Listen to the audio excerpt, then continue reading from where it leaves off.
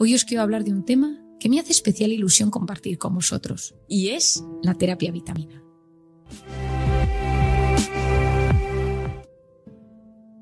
Cuando un paciente acude a mi consulta, a veces me enfrento a diferentes situaciones. Puede tratarse de alguien que viene por una crisis, porque tiene una depresión, un cuadro de ansiedad, una situación muy conflictiva personal o profesional.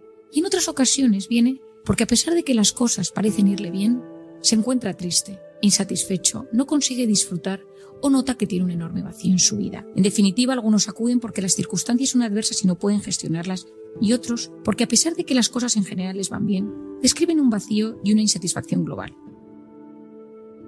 Hay gente que me dice, no puedo quejarme, no tengo grandes problemas, estoy seguro de que existe gente más grave que yo, que debería estar aquí, pero teniendo todo lo que tengo, ¿por qué no soy feliz? Estas personas tienen probablemente algo que no les hace disfrutar. Puede ser perfeccionismo, puede ser un fondo depresivo, una voz interior que les machaca o una historia emocional dolorosa.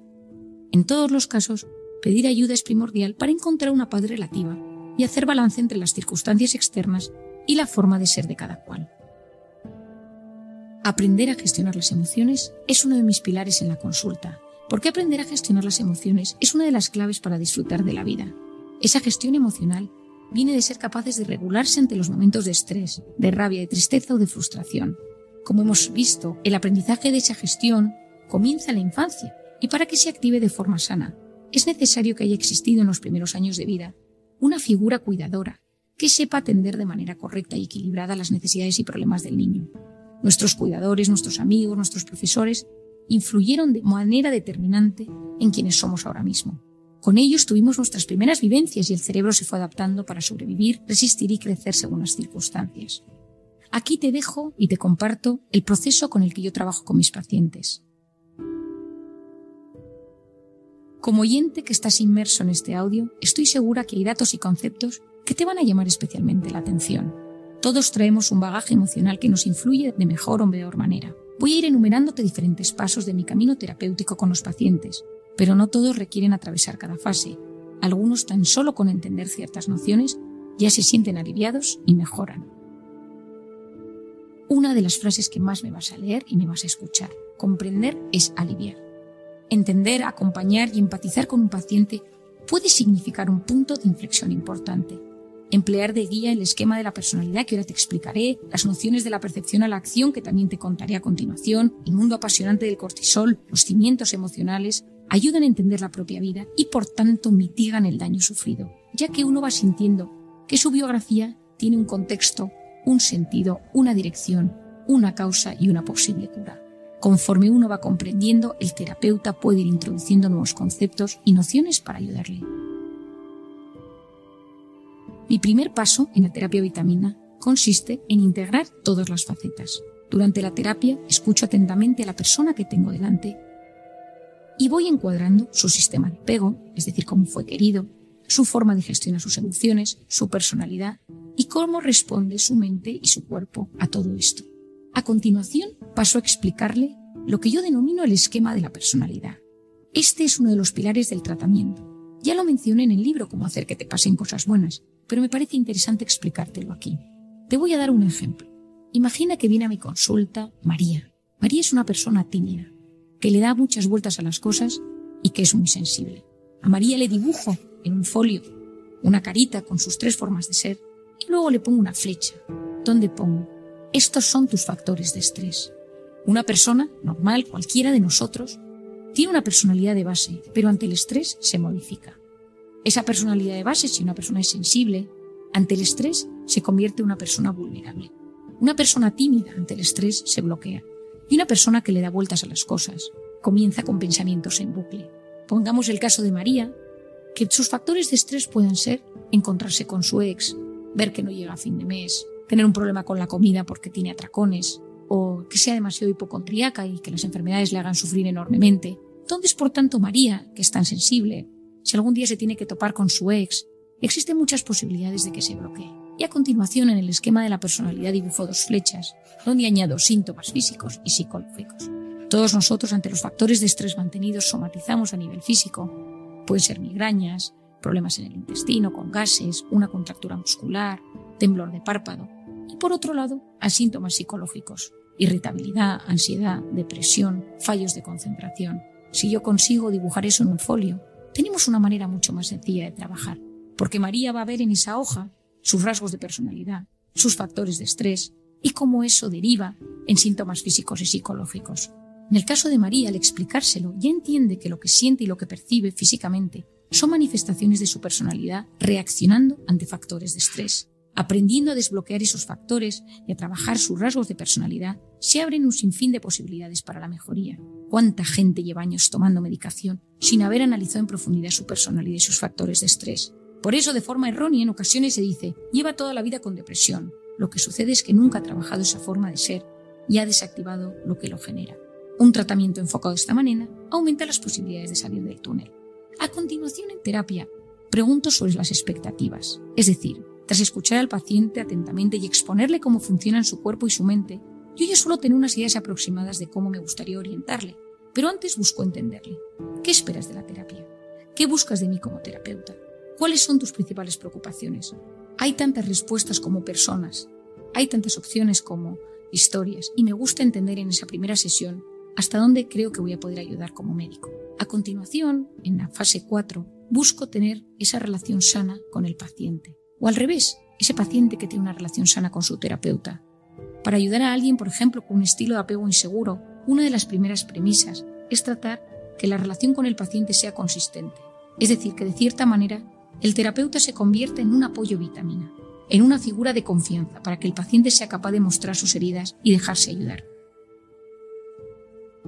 El vínculo que se genera médico-paciente puede llegar a ser muy difícil en las primeras sesiones. Yo voy con mucho cuidado, pues a veces se produce una conexión de dependencia, ya que el paciente busca un pilar esencial para su vida. En otras ocasiones, si las expectativas que tienes puestas en el tratamiento o en el psicólogo no llegan a la altura, aparece el menosprecio. También puede surgir la desconfianza cuando no logra derribar la barrera que se ha interpuesto con el terapeuta, y eso requiere tiempo, paciencia y mimo. En ciertas situaciones hay pacientes que no consiguen transmitir lo que les pasa. Les supone un triunfo comunicarse. Nunca han sabido expresar sus emociones y tienen grandes dificultades para compartir su malestar. Para un paciente, sentirse comprendido por alguien que no le juzga y le permite expresarse significa un punto de inflexión desde donde puede trabajar sus miedos, sus problemas y preocupaciones. Desde esa confianza comienza una andadura terapéutica que puede ser muy fructífera. Ahí nace la terapia vitamina. La psicoterapia es una relación cercana con alguien. A veces la denomino mimoterapia porque requiere en primer lugar encontrar ese sitio seguro y esa persona que le aporta confianza y seguridad, donde el paciente se siente tranquilo y en paz, aceptado y no juzgado. En algunos momentos me ha sucedido que cuando termino alguna sesión importante, donde observo un trauma, una herida emocional muy fuerte o un estilo de apego muy inseguro, me emociono. Respiro profundamente y canalizo todo lo que me ha sucedido. Me recupero para poder entrar en la vida de la siguiente persona que me está esperando. Las consultas pueden ser de una gran profundidad y emotividad. A continuación, entro en una fase muy importante. Tras compartir con el paciente mi impresión sobre su historia emocional y sus síntomas físicos y psicológicos, intento aclararle las razones que le han llevado a ser y actuar así. Pauto si precisa un tratamiento para paliar los síntomas. A veces es algún fármaco. Utilizo los probióticos, las sustancias naturales. Soy una gran fan del omega 3 o de la vitamina D. La medicación a veces es imprescindible. Los fármacos pueden ser el empuje para salir de un bucle negativo y doloroso. En otras ocasiones nos saca del estado de alerta. A veces son necesarios para mejorar los síntomas obsesivos. Pueden ayudarnos a recuperar calidad de vida, al poder descansar. En otras nos ayudan a superar una etapa de enorme sufrimiento y angustia. Las medicinas son un gran apoyo, pero no pueden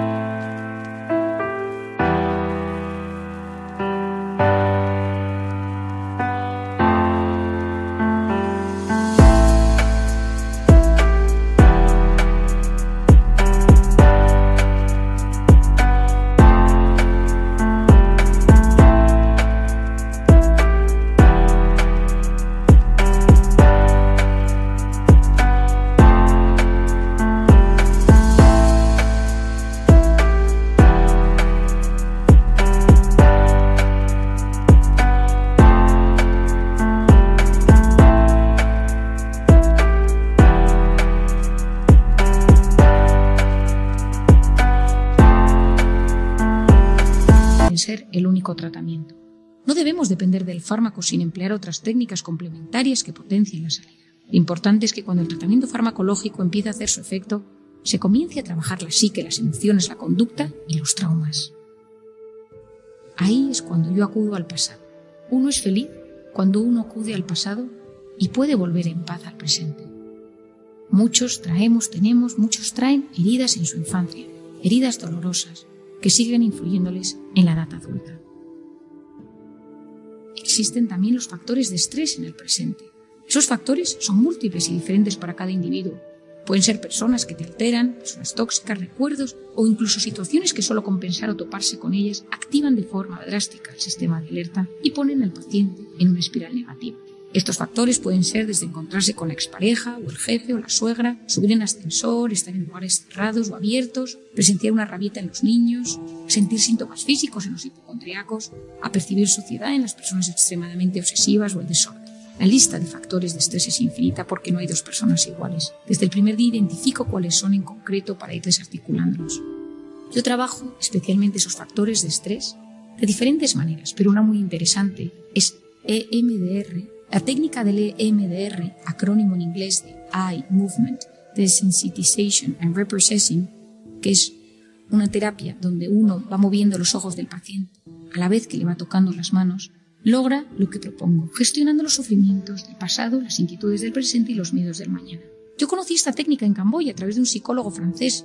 Me llevó a una pequeña clínica donde ayudaba a niñas violadas. Presencié un hecho donde la pequeña, con los ojos cerrados, revivía una escena de agresividad sexual terrible. Me conmovió profundamente. El psicólogo iba relajándola mientras hablaba con ella. Me comentó que se trataba de una técnica creada hace décadas por la psicóloga estadounidense Francine Shapiro para desbloquear traumas. Me formé en cuanto volví a Madrid y reconozco que es impresionante lo útil que puede llegar a ser. Lo que consigue la terapia del MDR es minimizar los detalles emocionales de un recuerdo traumático, los efectos físicos y psicológicos que se siguen percibiendo después de una experiencia traumática y la ansiedad por situaciones futuras similares. Gracias al MDR somos capaces de generar una narrativa del trauma, es decir, a medida que uno puede verbalizar el trauma y crear una historia o cuento sobre lo sucedido, la mente va integrando lo que sucedió y las heridas van sanándose. En ocasiones he empleado el MDR para ello, reviviendo el trauma a la vez que generábamos un contexto con resultados muy esperanzadores.